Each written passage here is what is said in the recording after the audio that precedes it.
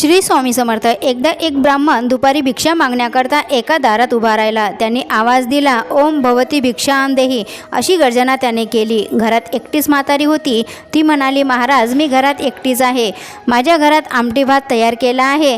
4 घरे भिक्षा मागण्यापेक्षा आज तुम्ही माझ्याकडे जेवण करा। ब्राह्मण हो म्हणाला। ब्राह्मणाचे जेवण झाले। ब्राह्मणाने म्हातारीला ताक मागितले। नेमकं त्या दिवशी म्हातारीच्या घरामध्ये ताक नव्हतं। म्हातारी म्हणाली, थांबा महाराज, मी आता शेजारींकडे जाऊन ताक घेऊन येते। तिने शेजाऱ्यांकडे ताक मागितले। शेजारीने भांडे भरून ताक दिले। आजीने ब्राह्मणाच्या भातावर ताक घातले। ब्राह्मणाने भात खाल्ला, तो शेवटचाच। ब्राह्मण तडकाफडकीने मेला। चित्रगुप्त आणि यमदेवाला प्रश्न पडला की या कर्माचा भागीदार कोण, कारण ब्राह्मणाने आत्महत्या तर केली नव्हती। आजीने अतिथी धर्म पाडला, शेजारीने शेजार धर्म पाडला होता। कोणी दारात मागायला आले तर खाली हात पाठवू नये म्हणून तिने ताक दिले आणि ताक पिऊन ब्राह्मण मेला होता, कारण त्या ताकात विष होतं आणि हे विष एका नागाच्या तोंडातून ताकात पडले होते। आता यमदेवाने नागाला विचारले। नाग म्हणाला, यात माझा काय दोष? घार मला पकडून आकाशमार्गी चालली होती। माझे तोंड खाली होते, त्यामुळे माझ्या तोंडातील गरळ त्या ताकात पडली, म्हणून ब्राह्मण मेला। यमदेवाने घारेला विचारले। घार म्हणाली, यात माझा काय दोष? सापाला पकडून खाणं हा माझा धर्म आहे।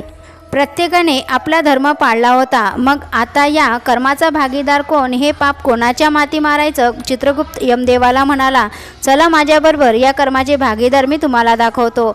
दोघेही गुप्त रूपाने ब्राह्मण मरून पडला त्या जागी गेलेत। हा म्हणता संपूर्ण गावात बातमी पसरली की आजीच्या घरी ब्राह्मण जेवत असताना त्याचा मृत्यू झाला। हळूहळू बायकासुद्धा तिथं जमा झाल्यात। एका बाईने आजीला विचारले, काय ग आजी, ब्राह्मण कसा काय मेला?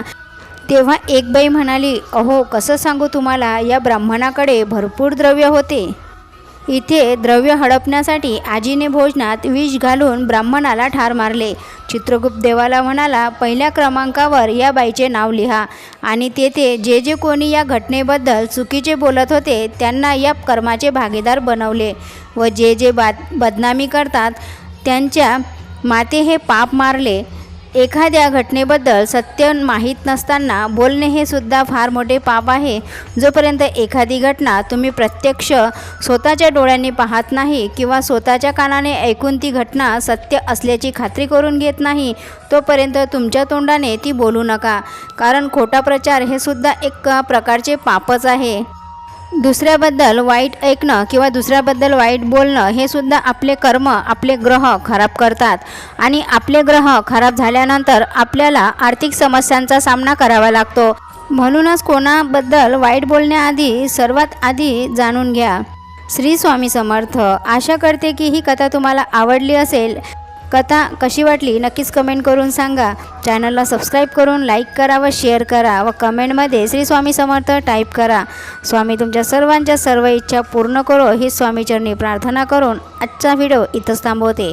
भेटूया नवीन कथेसोबत। श्री स्वामी समर्थ। जय जय स्वामी समर्थ।